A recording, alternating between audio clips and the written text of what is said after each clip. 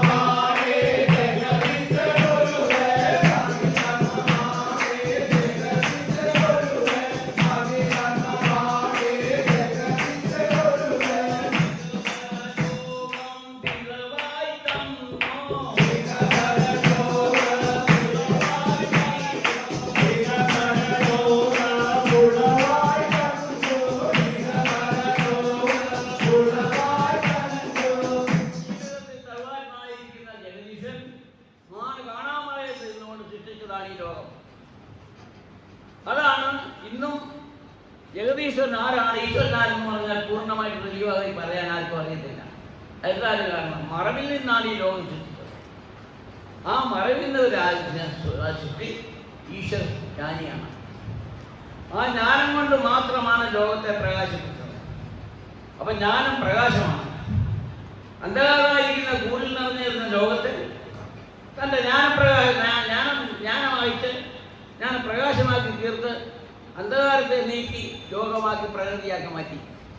പ്രകൃതിക്ക് നിയമം കൊടുത്തു. നീ സർവസൃഷ്ടിക്കും ഉടയവനായി വേണ്ടുന്നവൻ നോക്കിക്കോണം, അല്ലെങ്കിൽ ഞാൻ ഈ പടി കൊണ്ടടിക്കും. പ്രകൃതി അനുസരിച്ചു.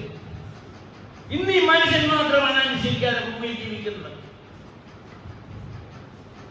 ഇന്ന് കണ്ടില്ലേ എന്തെല്ലാം ലോകത്തിൽ ഉണ്ടെങ്കിലും ആ പ്രകൃതിക്ക് ഒരു മാറ്റമുണ്ടോ?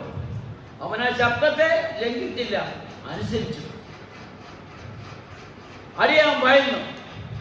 ഇന്ന് മനുഷ്യൻ അതിനെല്ലാം നിശ്ചയിച്ചുകൊണ്ട് ആ പ്രകൃതി വിരുദ്ധമായിട്ടുള്ള പ്രവർത്തനം നടത്തുന്നതുകൊണ്ട് ലോകം മുഴുവനും അന്ധകാരത്തിന്റെ കൂരിലേക്ക് വന്നുകൊണ്ടിരിക്കുകയാണ്. അജ്ഞാനെല്ലാം നശിക്കും, അല്ലാതെ സംശയമില്ല. പ്രളയത്തിൽ നിന്ന് മോചനം കൊടുത്തു. ഇനി അങ്ങനെ ഒരു സംഭവം ഇല്ല. കാലം കഴിയുന്നതിൽ നാം അജ്ഞാനാണെല്ലാം ജനിപ്പിക്കുന്നത്. അനുസരണയും വിരുദ്ധമുള്ളവരെല്ലാം ഭാഗ്യവാന്മാർ. അവർ തന്നോടുകൂടി ലയിച്ച് ആനന്ദിക്കും. അതാണ് കലിയുഗത്തിന്റെ വ്യവസ്ഥ. പുരാണങ്ങളിലെല്ലാം പറയാറുണ്ട്, വീണ്ടും ഞാൻ കൽക്കിയായി വരും കലിയുഗത്തിൽ. പറച്ചിലല്ലാതെ തെളിവായില്ല. തെളിവാണ് ശുഭാനന്ദൻ പറയുന്നത്. അതിന് യാതൊരു സംശയവും വേണ്ട. ഇവിടെ ആരുടെയും വ്യക്തിപരമൊന്നും നടക്കത്തില്ല. യഥാർത്ഥ സത്യം നിലനിൽക്കുമ്പോൾ അസത്യം എരിഞ്ഞൊടുങ്ങും. അപ്പൊ സത്യത്തിനൊത്ത് നിൽക്കുന്നതാണ് ഉത്തമം. അതാണ് കലിയുഗ തത്വം. അതാണ് ഈശ്വരന്റെ ആദിയിലെ നിയമമാണ്. ആ നിയമത്തെ ലംഘിച്ചാൽ അന്ധകാരം അനുഭവിക്കും. പ്രിയമുള്ള ആത്മന്ത്രങ്ങളെ, ശുഭാനന്ദ നമ്മെ വിശ്വസിക്കുന്ന ആരുണ്ടോ അവരെല്ലാം ദൈവമക്കളാണോ?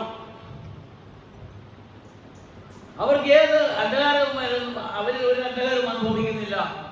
മറ്റുള്ളവരുടെ ദൈവത്തെ ഇല്ലാത്തവരുടെ അന്ധകാരം കണ്ടിരിക്കും എന്ന് മാത്രമേ ഉള്ളൂ പറയാൻ. ഓരോന്നും എണ്ണി പറഞ്ഞാൽ ഈ സ്ഥലത്ത് കണ്ണുനീരായിരിക്കും. അന്ത്യത്തിലെ വീരം പറഞ്ഞു കിട്ടാൻ നേരത്തെ തെളിയിച്ച ആരും കീർത്തനം പോലും പാടുന്നില്ല. ഇപ്പോൾ ഉടനെ അതുപോലെ സംഭവിക്കുന്നു.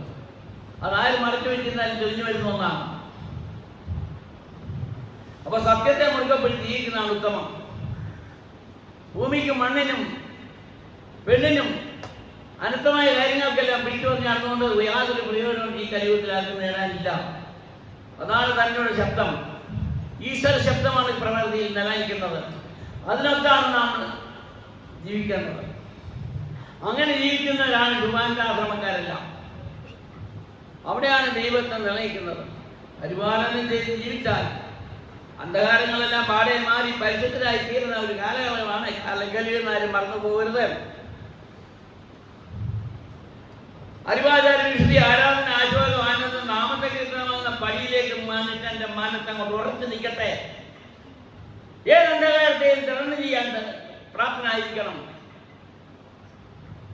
അതാണ് നമുക്ക് വേണ്ടത്. അക്രമത്തിന് വഴി ഒരിക്കലും നമ്മൾ പോകേണ്ട ഒരു കാര്യങ്ങളില്ല. അടിപിടി അക്രമങ്ങളോ ആയുധങ്ങളോ ഒന്നും ഉപയോഗിക്കാൻ പോകരുത്.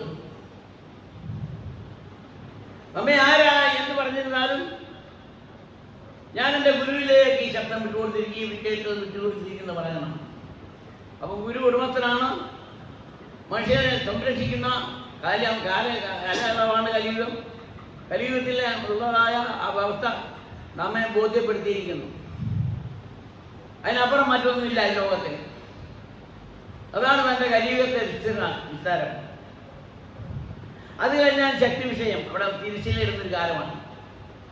അതിനപ്പുറത്ത് ആർക്കും ഒന്നും ചെലുത്താൻ പറ്റത്തില്ല. ഇതിനപ്പുറം മറ്റൊന്ന് പറയാൻ എന്തറിയാനാ? ഇത് ഊഹാമോഹമല്ല, കണ്ടു പറയുന്ന കാര്യങ്ങൾ. ഈ കാണാതെ പറയുന്നത് അവരും പോയിരുന്ന് മെനക്കടല്ലേ ഉള്ള നഷ്ടമാക്കി കളയുന്നത്.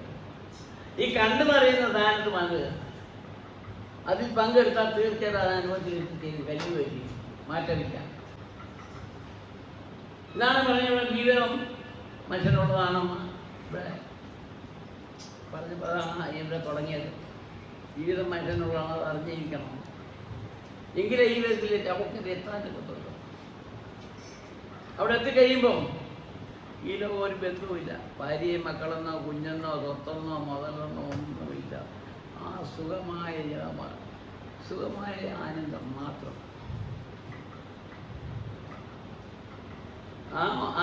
ആ ലോകത്ത് പോയിക്കൊണ്ട് കണ്ടിട്ട് ഈ പറയുന്നത്. അതായത് കടങ്കഥയൊന്നുമല്ല.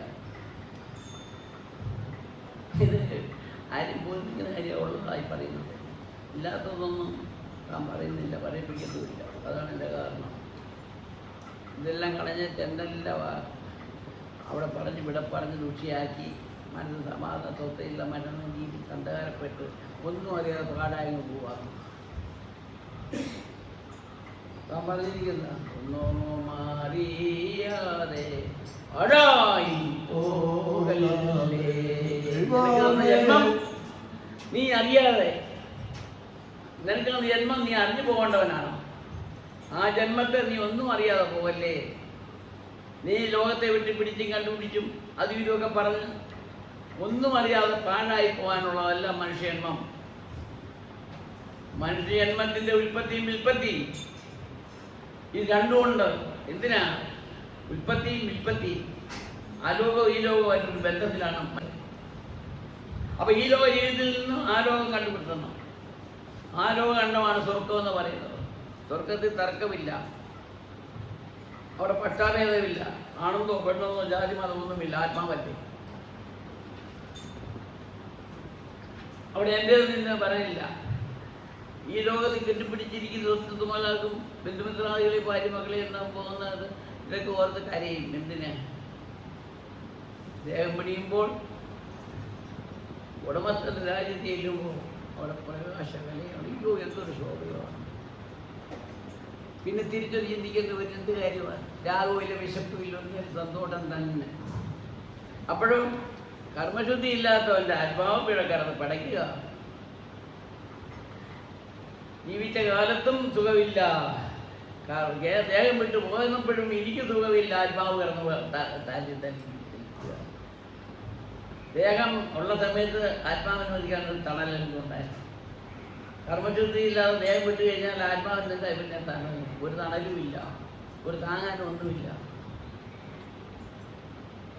ഇത് അല്പം ഒന്ന് ചിന്തിച്ച് നോക്കിയാൽ വിടാരന്യമായിട്ടുള്ളത്.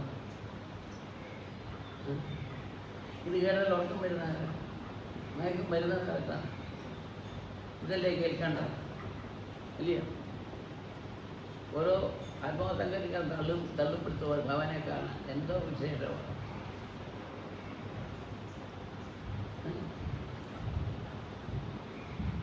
എന്തും കൊണ്ടാണ് ഞാൻ പോകേണ്ടത് ആ ലോകത്ത്?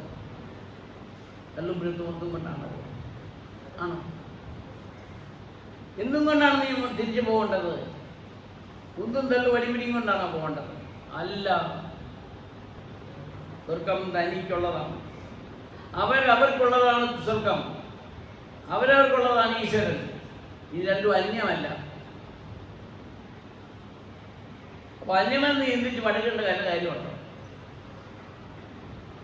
ഒരു കാര്യവുമില്ല. സ്വർഗം നമുക്കുണ്ട്, ഈശ്വരൻ നമുക്കുണ്ട്, ആത്മാവ് നമുക്കുള്ളതാണ്. അതാർക്കും പങ്കുവെച്ച് കളയാനുള്ളതല്ല. പിന്നെന്തും നാം ക്ലേശിക്കുന്നു? ഇതല്ലേ ലോകത്തിൽ ആവശ്യം. അത് നമുക്ക് പോകാൻ തന്നിട്ടുണ്ടോ? ഓടവന്ന് തന്നിട്ടുണ്ടല്ലോ. അതിനെ കരുതിപ്പോയി വളർത്തിയാൽ പോലെ ഇങ്ങോട്ട്. ഓ, ഞാൻ ആത്മാവിനും ഓർക്കുന്നില്ല, ഈശ്വരനൊന്നും. എൻ്റെ കുഞ്ഞിനെ മാത്രം എനിക്ക് രക്ഷ കിട്ടിയാൽ മതി. എൻ്റെ കുഞ്ഞിനെ മാത്രം ഞാൻ കഷ്ടം. ആ വളർന്നു വരുമ്പോഴോ ഇന്നത്തെ തറിയത് വെള്ളം കണ്ടിട്ടുണ്ടാക്കുക. അതാ പ്രതിഫലം കിട്ടുന്നത്. അതാണ് ലോകം. അതിനാൽ കലിയുഗമാണ്. കലിയെ മനുഷ്യൻ ബാധിക്കുന്ന കാലമാണ്. അതിൽ നിന്ന് വിടുതൽ ചെയ്യണമെങ്കിൽ തീർച്ചയായിട്ടും 3-4 ഏറെ ഈശ്വരനെ ഭജിക്കണം. അതിൽ നിന്നൊരു വിടുതൽ കിട്ടണമെങ്കിൽ ഭക്തിയില്ലാത്തവരെ കണ്ടാലും കണ്ണൻ ഉറക്കം നരിച്ച് കിടക്കുക. ഭക്തിയില്ലാത്തവരെ കണ്ടാൽ കണ്ണൻ ഉറക്കം നരിച്ച് കിടക്കും. ഭക്തിയുള്ളവരെ കണ്ടാൽ ഓടി ചെന്ന് ആലിംഗനം ചെയ്യും.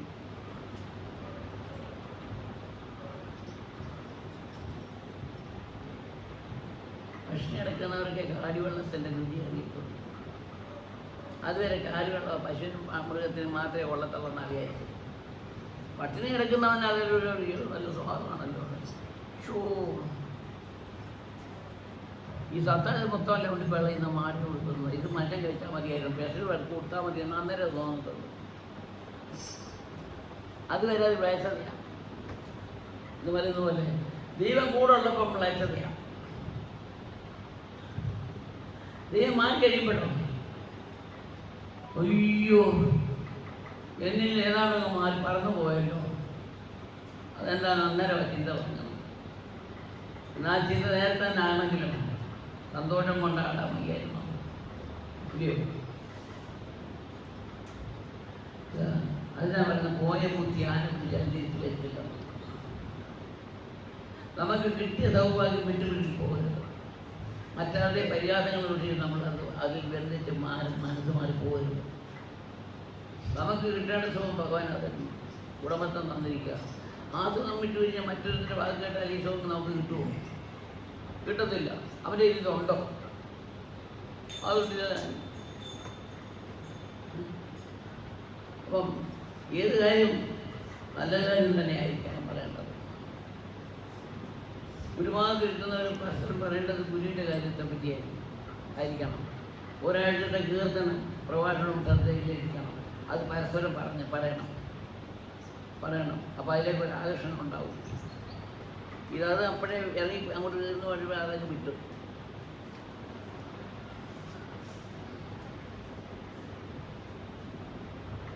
അപ്പോൾ പിന്നെ വരാൻ മനസ്സ് വന്നില്ല. മനസ്സ് അന്നേരം ഓർക്കും, അയ്യോ ഞാനവിടെ 10 പുഷ്പമാല ചാർത്തി, 10 നാരങ്ങാമാല ചാർത്തി, എനിക്കൊരു ഗുണമുണ്ടായില്ലല്ലോ. ഉണ്ടോ? അമ്പലത്തിൽ കല്ലെ കൊണ്ട് ചാർത്ത് വരുന്ന ഒരു ഗുണം കിട്ടിയെങ്കിൽ എന്ന് പറയുന്നവർ എത്രയോ പേരുണ്ട്. അടിയന്തര അക്ഷരം പറയാൻ കേൾക്കാനുണ്ടോ? ഇല്ല. സത്യമെന്നുള്ള ധർമ്മം ആവശ്യമാണ്. നാം അതിലേക്ക് ആഗ്രഹിക്കണം. അതാണ് നമ്മുടെ ആവശ്യം. ഒരു നേരം അന്നദാനം കഴിച്ചില്ലെങ്കിലും ഒരു നേരം ഭഗവാനെ ചിന്തിച്ചാൽ വിശപ്പുണ്ടാകത്തില്ല. അപ്പം വെട്ടുന്ന കാശ് ഒരു കൊടുക്കും ഭഗവാനെ ചിന്തിച്ചാൽ. അയ്യോ ഇന്നൊന്നും വെച്ചില്ല, ഞാൻ ആത്മഹത്യ പോയി തൊഴാൻ പോയിട്ട് 10 രൂപ അവിടെ കൊടുത്തേച്ച് വീട്ടിൽ വന്നപ്പോൾ വന്നില്ല, നാളെ ഇനി എന്തിനാണ് പോകുന്നത്, അങ്ങനെ ഉള്ളിടത്ത് എന്നാണ് ഉടനെ മറ്റൊരു കൂടി കയറുന്നത്. ഇത് പരീക്ഷണമാണ്. ഈ പരീക്ഷണം താങ്ങാനുള്ള ശക്തി ഭഗവാനെ എനിക്ക് തരണം. അങ്ങോട്ട് പരീക്ഷണം താങ്ങാനുള്ള കഴിവ് എനിക്കില്ല. താങ്ങാനുള്ള കഴിവ് തരണം. ഇത് അങ്ങയുടെ പരീക്ഷണമാണ്. എന്ത് വിചാരിച്ചാൽ പിന്നോട്ടില്ല, പുറകോട്ടില്ല, മുൻപോട്ട് തന്നെ ഉണ്ട്. അങ്ങനെ ഒരു ചിന്തയാണ് നമ്മളിൽ വരേണ്ടത്. അത് ഞാൻ അവിടെ 10 രൂപ നമുക്ക് കിട്ടിയില്ല, അതൊന്നും ഞാൻ അങ്ങോട്ടില്ല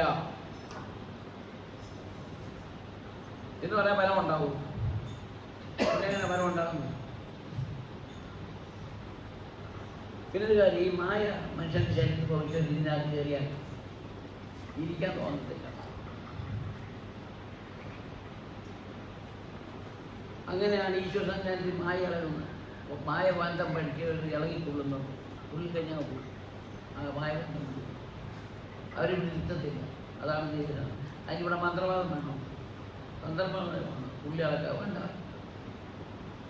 ഈശ്വരൻ്റെ കൃപ തുര്യന സന്നിധാനത്തിൽ വന്നാൽ ഏത് അന്ധകാരങ്ങളും മാറി തുര്യമായി മാറി.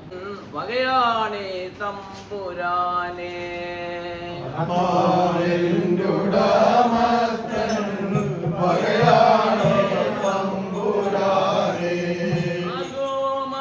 അഗോമാധികാരം ആത്മാവിനല്ലോ.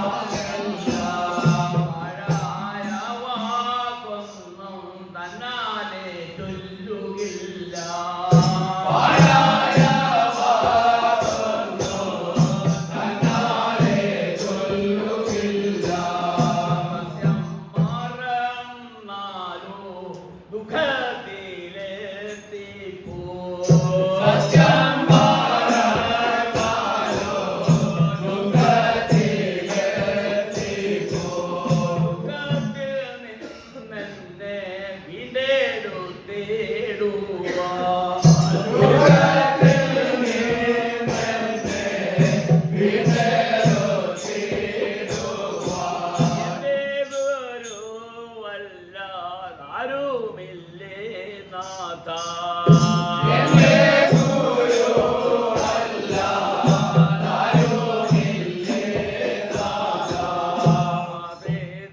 വത്സലേനെ ഞാനിതാ വന്നിക്കുന്നേ.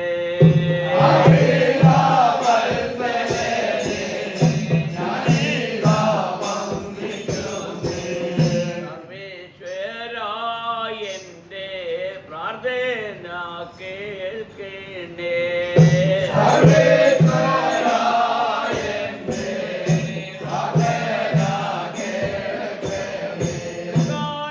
കാരാരിൽ കരുതിക്കൊള്ളേണമേ.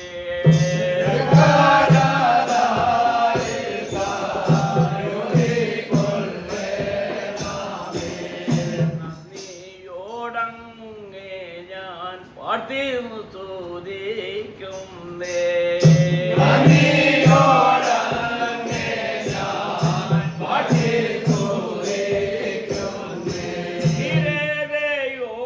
ോടിന്നും വാടുന്നു ഭൂമിയിൽ.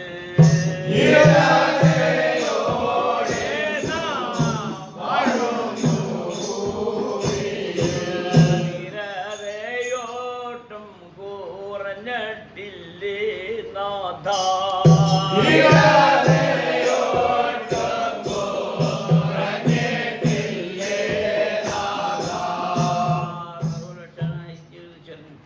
ആത്മാവിൽ കടന്നു നിൽക്കുന്ന ആത്മാവിനെ എല്ലാം ഉടൻ ചെയ്ത് കലിയുഗത്തിൽ തന്നോട് ചേർത്ത് അണിക്കുന്ന ഒരു ദിനമാണെന്ന് ദിവസവനെ ദിനം തോറും നടത്തിക്കൊണ്ടിരിക്കുന്ന ഈ പുണ്യകർമ്മ ജന്മത്തിലാണെന്ന് കണ്ടതിന് പരിസരത്ത് തന്നോട് ബന്ധം ജീവിക്കുന്ന ഒരു കുഞ്ഞുങ്ങളെ അന്യമാക്കി കളയാതെ ജീവിതകാലത്ത് വേണ്ടുന്ന സമ്പത്ത് ഐശ്വര്യം സമാധാനം ശാന്തിയും കൊടുത്തു.